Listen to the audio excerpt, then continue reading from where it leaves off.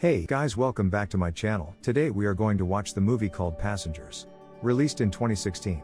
So let's get into it without waiting. Sit back and enjoy this amazing story of romance and survival in space. The starship Avalon is traveling from Earth to another planet with 5,000 passengers and 258 crew members. Hibernation pods are used to keep them safe to live a life on the other planet, Homestead 2. There is some asteroid collision that damages a part of the ship, and a passenger named James Patterson wakes up from his hibernation pod malfunctioning. As he wakes up, a computerized voice welcomes him and says that they have a short time left on the ship and they will be on the other planet in 4 months. The computerized voice says that he can go to his cabin to get ready, and then the passengers' training to live on Homestead 2 will begin. Jim goes to his cabin and comes back again after getting ready. He goes to a classroom where there is a robotic teacher. He is confused because he is the only one here. He tries to ask the teacher about it, but the robot doesn't know anything about it as it is not programmed into it, and it works like all passengers have to wake up. Confused, he goes around the ship looking for someone, but there is no one there. He goes to the observatory where another computer voice tells him that they still have 90 years before they will reach Homestead 2.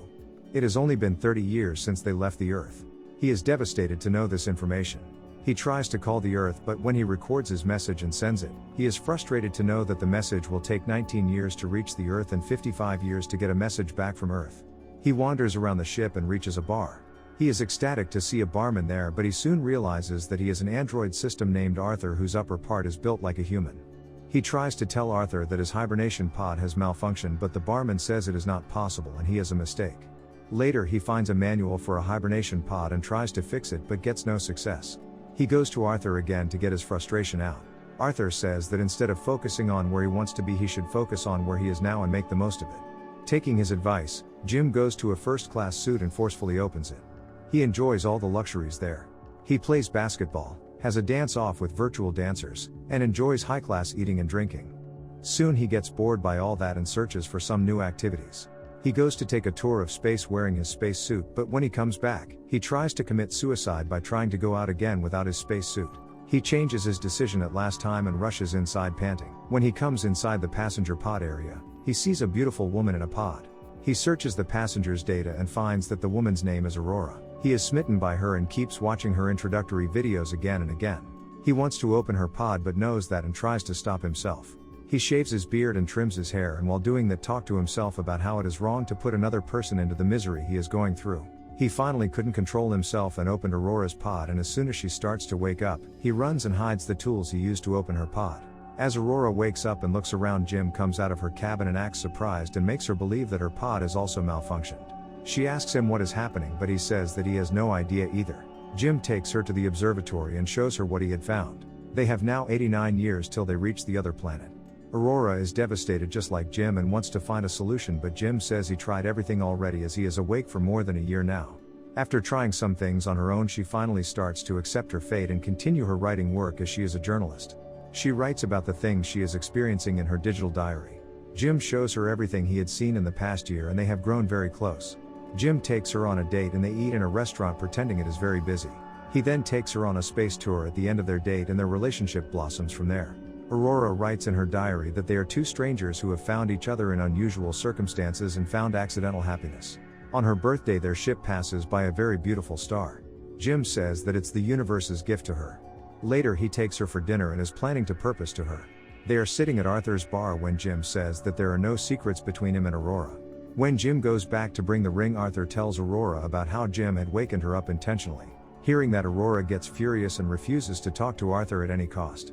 One day when he is lying in his room, she attacks him and hits him repeatedly while crying. After a few days, Jim tries to apologize again and talks on the loudspeakers. He says that he was so alone for so long and almost died the day he first saw her. He tells her that he fell in love with her voice and work and it felt like he can live again and he wishes he could fix this. Aurora refuses to acknowledge his apologies and says that he took her life. They fell into a routine where they take turns talking to Arthur but don't say anything to each other. The ship is having some problems as some things stop working from time to time. Aurora is heartbroken and watches videos of her friends from Earth remembering them. Jim still wants her to forgive him and somehow grows a tree so he can let her feel somewhat natural. One day Jim is in the elevator and Aurora is using the machine to get something to eat when some systems malfunctions and stops the elevator and machine. When Jim finally gets out of the elevator somehow, he hears a voice of a third person and runs toward it. Aurora also reaches there and they find that another failure woke up deck chief officer. Gus. He asks them if anybody else is awake, but they tell him it's only them. They further tell him that they have still 88 years before they will reach Homestead 2. Gus tells them that the scientist had said that it is impossible to have a hibernation failure. He then takes them inside the flight crew cabin as he has access to every room. He tries to check what is wrong with the ship but couldn't find any data. Gus says that he will have to check all systems manually to find the problem. Aurora asks him if they could go back to Earth, but Gus says that it is impossible and turning the ship will take more resources and time than it will take to reach Homestead 2. He then asks them to take the rounds and starts working on the ship. As he is working on the pods, Jim comes to him after finishing his rounds. Gus tells him that Jim's pod has minor problems while his own was more damaged and that is why he is feeling bad. He also figures out that Jim had opened Aurora's pod and asks Jim about it. Jim confesses that he did it and tells Gus that Aurora knows about it. Surprisingly, Gus doesn't say anything to Jim. Later, Aurora goes to the chief while he is still working on the system. She asks him if he must know about what Jim did as he already checked the pod and asks what he will do about it as it was practically murder. Gus says that he can't do anything as he somewhat understands Jim. He tells her that a drowning man will try to drag someone with him, and in this case, Jim was drowning and unknowingly Aurora saved her. Gus's health is getting bad, so they tell him to rest for a while. As Gus and Jim are sleeping and Aurora is swimming, the gravity of the ship suddenly gets cut down. Aurora starts to drown as there are big bubbles of water in which she is stuck. She is about to lose her breath when suddenly the gravity comes back. Aurora runs towards the cabin while Jim also runs out of his room. They go and wake Gus up and tell him about what happened. Gus says that if gravity was shut down like that, then whatever is happening to the ship is getting big. He checks the list of failures and finds that the first failure happened 2 years ago, which woke Jim up.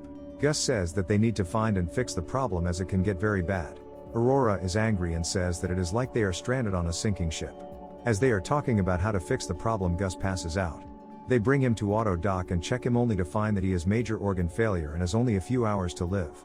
Gus refuses to take medicine and says to Jim and Aurora that they have to take care of each other.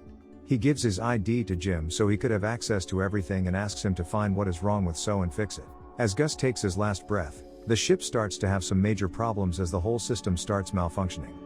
As they go to check different parts, they find the signs of what happened 3 years ago as some parts are broken like something big hit it. They find that the fusion reactor power plant has been critically damaged.